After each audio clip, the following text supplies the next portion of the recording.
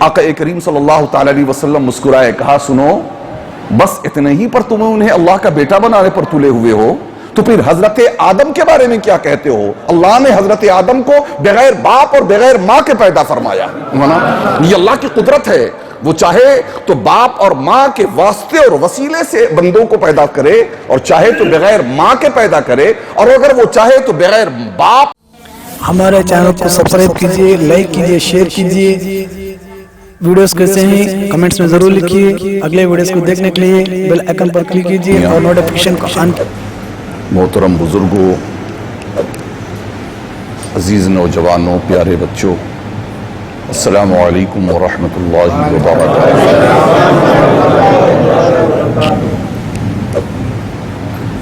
الحمدللہ الحمدللہ وکفا والسلام علی عبادہ الذین اصطفا، اما بعد فقد قال اللہ فی القرآن العظیم والفرقان الحمید، فاعوذ باللہ من الشیطان الرجیم، بسم اللہ الرحمن الرحیم، اہدنا الصراط المستقیم صراط الذین انعمت علیہم غیر المغضوب علیہم ولا الضالین، آمین۔ صدق اللہ العظیم وصدق رسولہ النبی الامین المکین الکریم،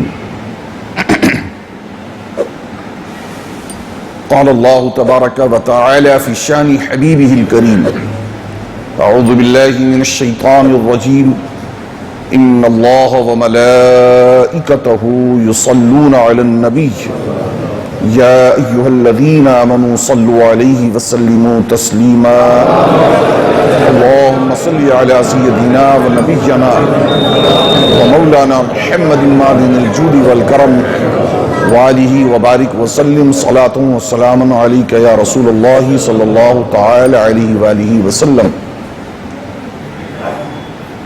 سبحان اللہ۔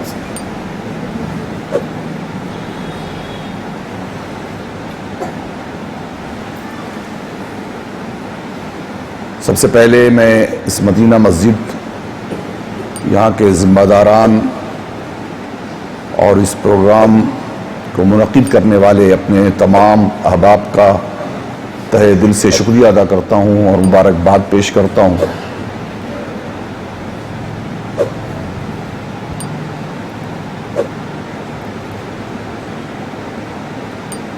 آج کی یہ بزم خواجہ خواجگان ہند الولی عطائے رسول حضور سیدنا خواجہ معین الدین حسن چشتی سنجری المعروف سرکار غریب نواز رحمۃ اللہ تعالی علیہ سے منسوب ہے۔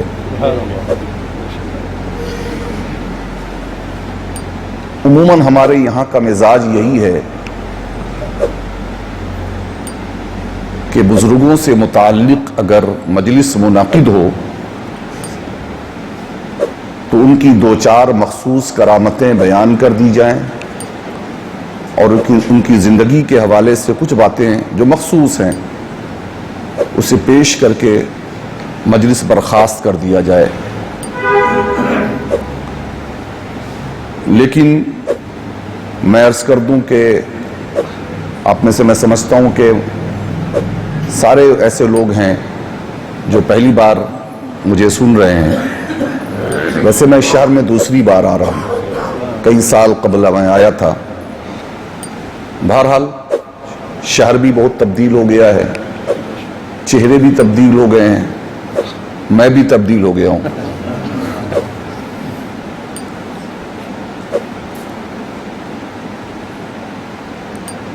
کبھی ایسا دور تھا کہ زور بیانی دکھانے کی کوشش ہوتی تھی، شعلہ بیانی ہوا کرتی تھی، لیکن اب وہ چیزیں میں بھول چکا ہوں۔ وہ روایتی تقریریں کہ جن سے نعرے لگے، واہ واہی ہو، مجمع سبحان اللہ کہے اور آگے کے لیے تاریخیں بک ہوں، اسے میں نے 3 طلاق دے دیا ہے۔ اب میری کوشش یہ ہوتی ہے کہ لوگوں کے دل کے دروازے پر دستک دیا جائے، سبحان اللہ، ان کے سوئے ہوئے دل کو بیدار کیا جائے، سبحان اللہ، حالات زمانہ سے واقف کیا جائے اور امت کو ایک پیغام دیا جائے۔ کیا بات ہے۔ ہم رونا روتے ہیں نا کہ فلاں جماعت اور فلاں جماعت، ہمارا پڑھا لکھا طبقہ ادھر چلا جا رہا ہے۔ میں کہتا ہوں کہ رونے کے بجائے ہم خود کا محاسبہ کریں۔ آج سبوں نے اپنی دکانیں کھولی ہوئی ہیں، مسلک کی دکانیں کھلی ہیں۔ بھائی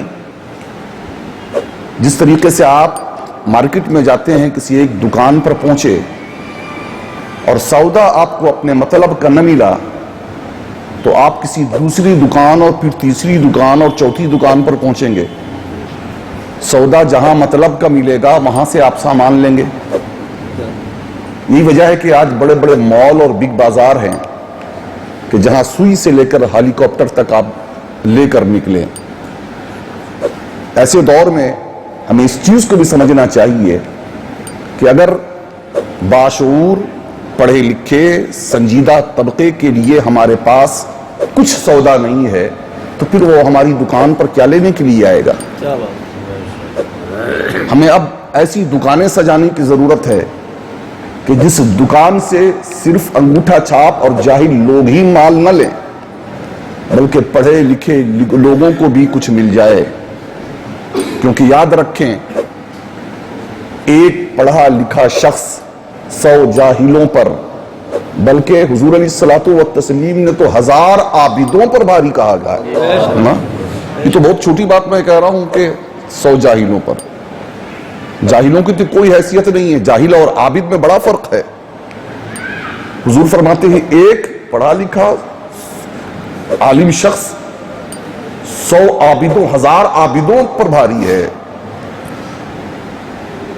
تو بجائے اس کے کہ ہم جاہلوں کی جماعت تیار کریں اور جاہلوں کے درمیان ڈگڈگی بجا کر خوش ہو جائیں، ضرورت اس بات کی ہے کہ ہم اہل علم کی طرف توجہ دیں۔ وہ پڑھے لکھے لوگ جو ہم سے اب دور ہوتے چلے جا رہے ہیں انہیں قریب کرنے کی کوشش کریں۔ یہ صوفیاء کا بھی مشن تھا، انبیاء کا بھی مشن تھا، اور سرکار دو عالم صلی اللہ تعالی علیہ وآلہ وسلم اسی لیے تشریف لائے ہیں۔ میں کچھ میرے ذہن میں ابھی نہیں ہے کیا بولنا ہے، لیکن یاد رکھیں میں جو بھی بولوں گا وہ ٹائم پاس نہیں ہوگا، وہ آپ کے لیے ایک پیغام ہوگا، کچھ نہ کچھ سیکھنے کا معاملہ ضرور ہوگا۔ عموماً لوگ سمجھتے ہیں کہ تقریر وہ ہے کہ جو گلا پھاڑ کر کیا جائے، منہ سے جھاگ نکلے، چہرے کا جغرافیہ بدل جائے۔ کوئی بات اگر آہستہ سے کہی جائے تو ہمارا حال یہ ہے کہ اس پر کان نہیں دھرتے۔ یہی وجہ ہے کہ بعض بیچارے نہ چاہ کر بھی اس بات کو بڑی تیز آواز میں چیخ کر کہتے ہیں۔ ہمیں اس فکر کو بھی تبدیل کرنے کی ضرورت ہے کہ بات یقیناً کبھی کبھی کچھ باتیں ایسی ہوتی ہیں کہ جس سے جذبہ اور ولولہ پیدا ہو جاتا ہے، وہ بات دوسری ہے۔ تو آج کی اس مجلس میں اس مختصر سے گفتگو سے آپ نے اتنا سمجھ لیا ہوگا کہ میں تقریر کرنے نہیں بلکہ وعظ کہنے، نصیحت کہنے، پیغام دینے کے لیے آپ کے سامنے حاضر آیا ہوں۔ بہرحال اس سے قبل کہ میں اپنی گفتگو کی طرف آؤں، ایک بار اور عقیدت و احترام کے ساتھ بارگاہ رسالت باب صلی اللہ تعالی علیہ وآلہ وسلم میں درود پاک کا نذرانہ۔ اللہم صلی علی سیدنا و نبینا و مولانا محمد مادن الجود والکرم والہ وبارک وسلم صلاۃ و سلام علیک یا رسول اللہ صلی اللہ تعالی علیہ وآلہ وسلم۔ خطبہ مسنونہ کے بعد میں نے قرآن پاک کی جس آیت کریمہ کی تلاوت کا شرف حاصل کیا ہے، یہاں پر اللہ ماشاءاللہ کچھ بڑے ننھے بچوں کو چھوڑ کر سبوں کو وہ آیت یاد ہے، سورہ فاتحہ کی یہ آیت کریمہ کہ اللہ ہمیں سیدھی راہ پر چلا، ان کی راہ جن پر تیرا انعام ہوا، اہدنا الصراط المستقیم صراط الذین انعمت علیہم. اعلیٰ حضرت امام اہل سنت رحم اللہ نے بڑا پیارا شعر اسی روشنی میں غالباً کہا ہے. لحد میں عشق رخ شہ کا داغ لے کے چلے، اندھیری رات سونی تھی چراغ لے کے چلے، اور تیرے غلاموں کا نقش قدم ہے راہ خدا، وہ کیا بہک سکے جو یہ سراغ لے کے چلے. اللہ کا انعام اب کن پر ہوا ہے؟ تو سورہ نساء کی آیت کریمہ نے اس آیت کریمہ کی پوری تشریح کر دی ہے.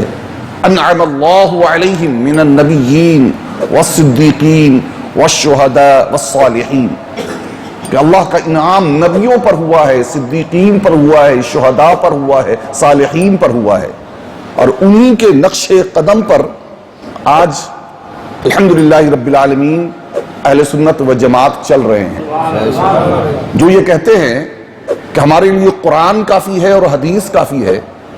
تعجب کی بات ہے کہ وہ بھی ہر نماز میں سورہ فاتحہ ہی پڑھتے ہیں، کیونکہ سورہ فاتحہ وہ سورہ ہے کہ جس کے بغیر نماز ہوتی ہی نہیں ہے.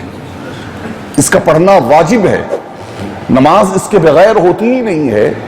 لیکن بات وہی ہے کہ کچھ کو تو قرآن سمجھ ہی میں نہیں آتا اور کچھ سمجھ کر بھی نہیں سمجھتے ہیں. یہ بات اگر سمجھ میں آ جائے کہ اللہ تبارک و تعالیٰ نے یہ نہیں کہا کہ میرے بندو قرآن کو پکڑو لو اور حدیث کو پکڑو لو، نہیں، بلکہ اللہ تبارک و تعالیٰ نے جو دعا سکھائی ہے وہ دعا یہ سکھائی ہے کہ قرآن اور حدیث پر جو عمل کرنے والے میرے انبیاء ہیں، میرے صدیقین ہیں، میرے شہداء ہیں، میرے صالحین ہیں، ان کے نقش قدم پر چلو، ان کے نقش قدم اور ان کے دامن کو مضبوطی کے ساتھ پکڑے رہو. یہ دین ہے، یہ دین ہے. پہلے اس کنسپٹ کو ہمیں کلیئر کرنے کی ضرورت ہے. میں سمجھتا ہوں کہ اسی کنسپٹ کو ہم کلیئر کر لیں تو یہ مسلکوں کے تفرقے خود بخود ختم ہو جائیں گے اور جماعت اہل سنت کی حقانیت اپنے آپ واضح ہو کر آ جائے گی. عزیزان محترم، آقا کریم صلی اللہ تعالی علیہ وآلہ وسلم، اب دیکھیں آپ کہ ان کا نقش قدم کیا ہے. کیا صرف ایمانی معاملات میں، عقیدے کے معاملات میں صرف ہمیں ان کو فالو کرنا ہے اور ان کی پیروی کرنا ہے؟ جی نہیں، بلکہ ایمان و عقیدے کے ساتھ ساتھ ان کی تعلیمات، انہوں نے کیا پیغام دیا ہے اور ان کی روش کیا رہی ہے، ان چیزوں کو پیش نظر رکھنے کی ضرورت ہے.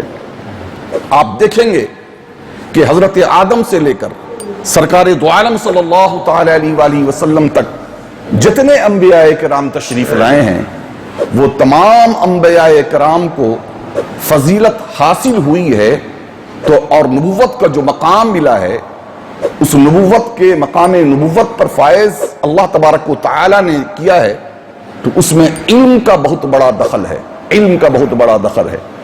اللہ پاک نے حضرت آدم علیہ السلام کے پتلے کو پیدا کیا، پتلے کو بنایا، اور اس کے بعد جب انہیں پیدا کرنے کی باری آئی تو فرشتوں نے اعتراض کیا تھا نا. بہت ہی عام سی بات ہے، سارے لوگوں کو تقریباً یہ بات کا علم ہے، اس لیے میں جو بات بڑی مشہور ہے بڑی تیزی کے ساتھ کہہ کر گزر جاؤں گا.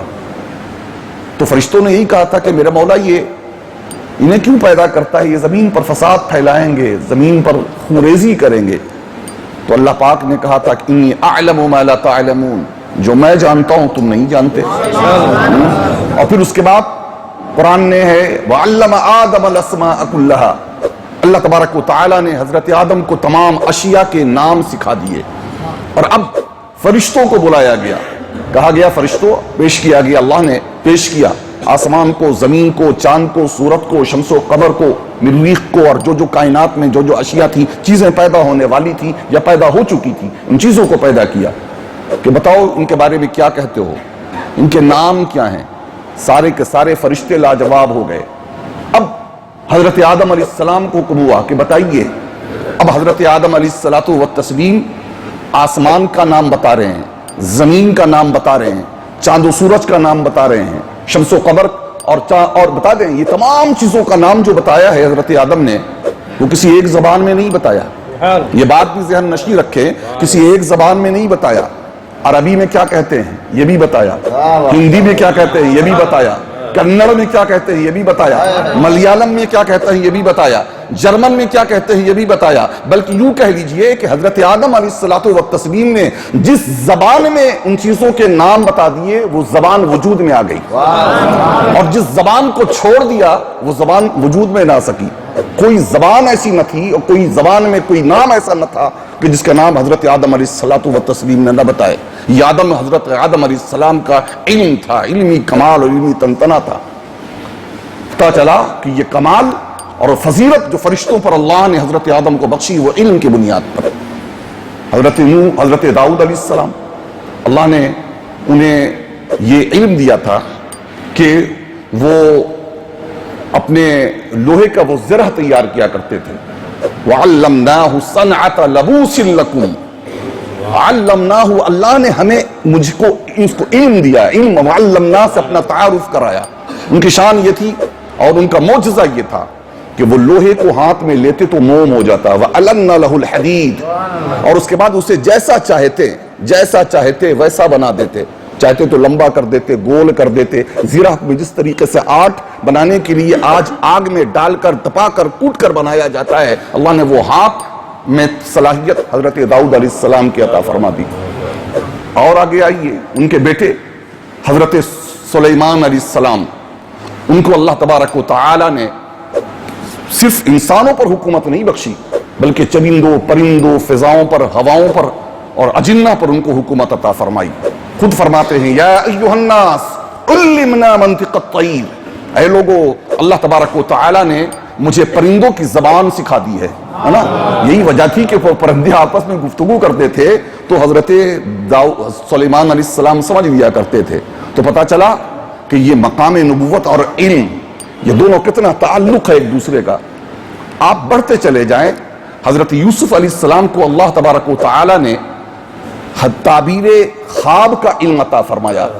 میں اگر ان تمام واقعات کو میں سناتا چلا جاؤں کہ جو قرآن میں ہے تو یہ اپنے آپ میں ایک الگ موضوع ہے، لیکن میں صرف اشارے کر کے گزر رہا ہوں کہ علم کی اہمیت قرآن کریم میں کس قدر ہے۔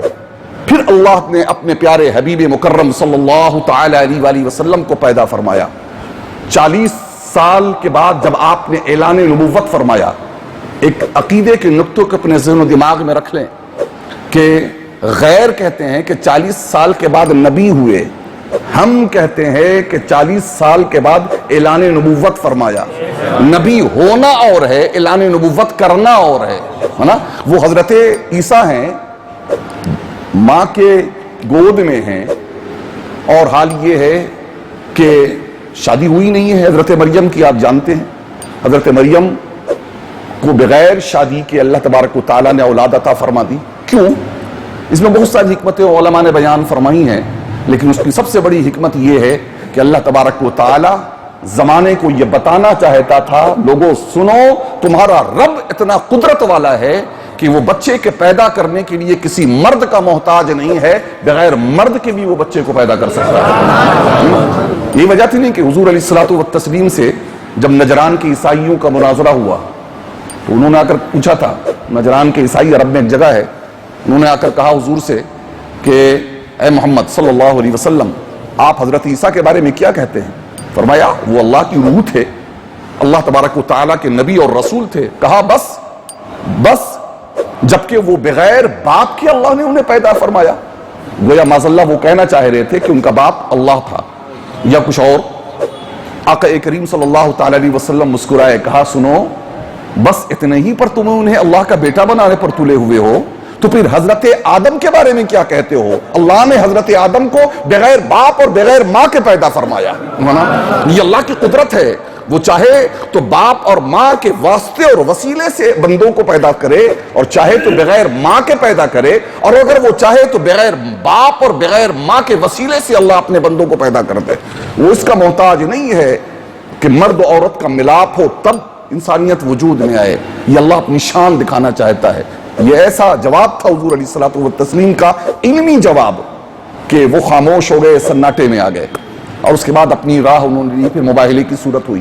بہرحال آقا کریم صلی اللہ تعالی علیہ وآلہ وسلم، وہ حضرت عیسیٰ روح اللہ جب پیدا ہوئے ہیں بغیر باپ کے، حضرت مریم بڑی شرمندہ ہوئی، جنگل میں چلی گئیں، کروں تو کیا کروں؟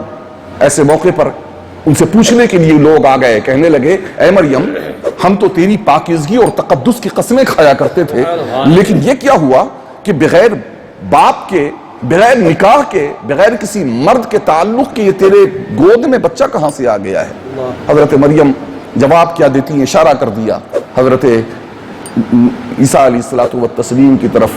قرآن کہتا ہے کہ حضرت مریم کی گود سے حضرت عیسیٰ جو ابھی چند دنوں کے تھے بول اٹھے, انی عبداللہ آتانی الکتاب وجعلنی نبیا, اے لوگوں میں اللہ کا بندہ ہوں, کتاب لے کر اور نبی بنا کر بھیجا گیا ہوں.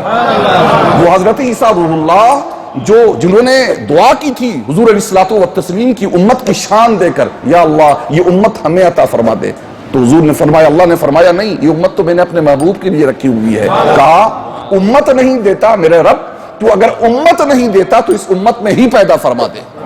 تو اب آقا کریم صلی اللہ تعالی علیہ وسلم کی امت میں حضرت عیسیٰ آخری زمانے میں پیدا ہوں گے. تو پتہ چلا کہ وہ حضرت عیسیٰ علیہ السلام جو حضور کی امت میں پیدا ہوں گے, وہ تو حضرت مریم کی گود میں پیدا ہوتی ہی نبی ہوں, کتاب لے کر آیا ہوں, اور حضور علیہ السلام 40 سال کے بعد نبی ہوں. تو پھر تو یہ بولنے کا حق ہوگا کرسچن لوگوں کو کہ میرے نبی کی فضیلت زیادہ ہے. لوگوں کم از کم اپنی عقل کا استعمال بھی کیا کرو.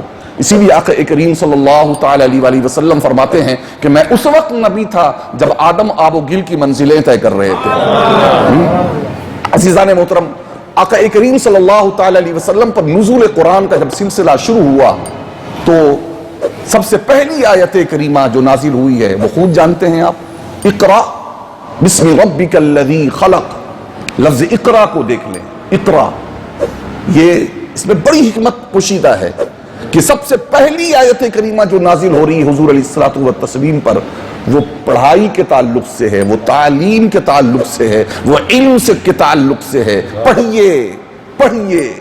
عزیزان محترم, یہ حضور علیہ السلام ہی کو نہیں کہا جا رہا ہے. حقیقت تو یہ ہے کہ حضور علیہ السلام کو اللہ پاک مخاطب کر کے حضور علیہ السلام کی امت کو قیامت تک کے لیے سبق دے رہا ہے. اے میرے محبوب, جب ہم آپ کو پڑھنے کے لیے کہہ رہے ہیں تو بھلا آپ کی امت کو کیوں پڑھنے سے ہم چھوڑ سکتے ہیں؟ یعنی آپ بھی پڑھیے اور اپنی امت کو بھی پڑھائیے. اور پھر آقا کریم صلی اللہ تعالی علیہ وسلم کو ایسا علم اللہ تبارک و تعالی نے عطا فرمایا کہ خود فرما دیا وَعَلَّمَكَ مَا لَمْ تَكُنْ تَعْلَمْ وَكَانَ فَضْلُ اللَّهِ عَلَيْكَ عَظِيمًا, کہ اے محبوب جو کچھ آپ نہیں جانتے تھے وہ سب اللہ تبارک و تعالی نے آپ کو سکھا دیا. اللہ نے حضور علیہ السلام کو ایسا علم عطا فرمایا. سبحان اللہ, حضور کے علم کو دیکھنا, وہ بظاہر وہ امی تھے, ہے نا, بظاہر وہ امی تھے.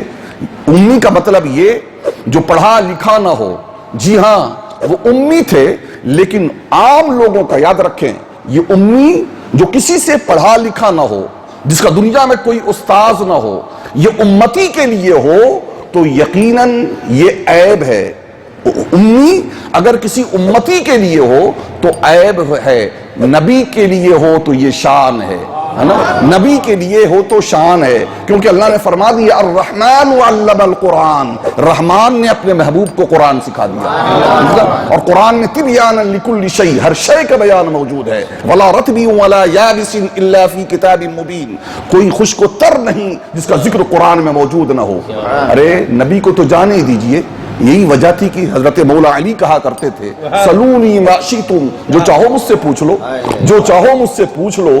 کوئی قرآن کی ایک ایسی آیت نہیں ہے کہ جس آیت کے بارے میں علی نہ جانتا ہو کہ یہ آیت کب نازل ہوئی, کہاں نازل ہوئی, کس وقت نازل ہوئی, اس کا معنی کیا ہے, مطلب کیا ہے. فرماتے ہیں اللہ کی قسم میں بسم اللہ کے با کے نقطے کی تفسیر لکھوں تو 70 اونٹ بھر جائیں, 70 اونٹ لد جائیں. یہ حضرت علی کے علم کا جب یہ حال ہے تو سوچیں کہ نبی کا علم کا حال کیا ہوگا. یہی وجہ ہے کہ آقا کریم صلی اللہ تعالی علیہ وآلہ وسلم نے جب اپنی درسگاہ سجائی ہے, جسے صفہ کی یونیورسٹی کہتے ہیں, اسلام کی پہلی یونیورسٹی وہ صفہ, جس کے پروڈکٹ صدیق و فاروق ہیں, عثمان و علی ہیں, سہیل و بلال ہیں, عبداللہ ابن مسعود ہیں, عبداللہ ابن عباس ہیں, ہر ایک اپنی جگہ پر بے مثال ہیں.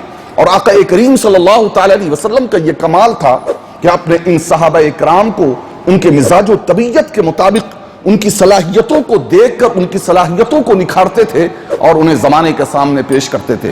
چنانچہ حضور فرماتے ہیں کہ میری امت کے سب سے رحم دل ابو بکر ہیں، اللہ کے معاملے میں سب سے سخت عمر ہیں، سب سے حیا والے عثمان ہیں، میری امت کے سب سے بڑے قاضی علی ہیں، حلال و حرام کے سب سے زیادہ جاننے والے معاذ ابن جبل ہیں، فرمایا علم الفرائض کے سب سے بڑے عالم زید ابن ثابت ہیں، کہا میری امت کے سب سے بڑے قاری ابی بن کعب ہیں، فرمایا ہر امت کا ایک امین ہوتا ہے، میرا امین زبیر بن العوام ہے، فرمایا ہر امت کا ایک حواری ہوتا ہے اور ہر امت کا ایک حواری ہوتا ہے، وہ زبیر بن العوام ہے، اور امین ابو عبیدہ ابن الجراح ہیں۔ حضرت خالد بن ولید جو بڑے زمانے کے بعد اسلام لائے ہیں، آقا کریم صلی اللہ تعالی علیہ وسلم نے ان کے ٹیلنٹ کو پہچان لیا تھا، چنانچہ حال یہ ہوا کہ حضور کے ان کے حضرت خالد بن ولید کے بھائی نے اسلام قبول کر لیا، بھائی کے ذریعہ پیغام پہنچایا اور کہا خالد کو کہ خالد جس کے اندر بڑی صلاحیت موجود ہے وہ کہاں اپنی صلاحیتوں کو ضائع کر رہا ہے کفر و شرک کے چکر میں، اسے چاہیے کہ وہ اسلام کے دامن میں آ جائے، اسلام قبول کر لے۔ اور جب حضرت خالد بن ولید کے پاس ان کے بھائی کا پیغام پہنچا تو بدر، احد، خندق، خیبر کے معرکے کو دیکھنے کے بعد حضرت خالد بن ولید بھی جان چکے تھے کہ یہ اسلام کا جو طوفان ہے اور اسلام کا ابر رحمت ہے وہ اب رکنے والا نہیں ہے، واقعی اب امان ہے تو اسی میں ہے کہ اسلام کے دامن میں آ جایا جائے۔ اور حضرت خالد بن ولید رضی اللہ تعالی عنہ کھچے ہوئے آقا کریم صلی اللہ تعالی علیہ وسلم کے قدموں میں آ گئے۔ تو یہ آقا کریم صلی اللہ تعالی علیہ وسلم نے یہ صلاحیتیں تیار کی ہیں، اور کس طریقے سے ان کے درمیان انہیں علم کی ترغیب دلائی ہے، اس چیز کو سمجھنے کی ضرورت ہے۔ عزیزان محترم، حضور علیہ الصلوۃ والتسلیم نے فرمایا کہ ماں کی گود سے لے کر قبر کی آغوش تک علم حاصل کرو۔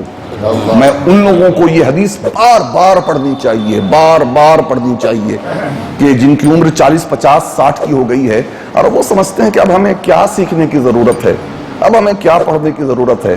میں بھی مسجد سے جڑا ہوا ہوں، میں بھی درس وغیرہ کی کوشش کرتا ہوں، تو حال یہ ہوتا ہے بیچارے نوجوان کچھ وہی بیٹھتے ہیں، بہت سارے جو ہیں وہ ذرا سا عمر والے اگر ہیں اور ذرا سا کچھ اللہ نے نواز دیا ہے تو حال یہ ہوتا ہے کہ وہ کسر شان سمجھتے ہیں، مجلس میں بیٹھنا، درس میں بیٹھنا وہ کسر شان سمجھتے ہیں، دین سیکھنا کسر شان سمجھتے ہیں۔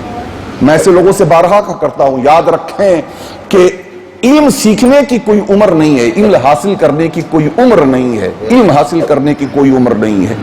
بوڑھے ضعیف صحابہ کرام جب اسلام قبول کرتے تھے تو عبداللہ ابن مسعود جیسے نوجوان صحابیوں کے قدموں میں بیٹھ کر دین سیکھا کرتے تھے، حدیثیں یاد کیا کرتے تھے۔ سن لو، سیکھنا یہ جرم نہیں ہے، سیکھنا یہ شرم کی بات نہیں ہے، نہ سیکھنا شرم کی بات ہے، سیدنا امام شافعی رحمت اللہ تعالی علیہ کا آخری وقت تھا، نزع کی کیفیت تھی، لیکن ایک مسئلہ کو جاننے کے لیے بڑے بے چین۔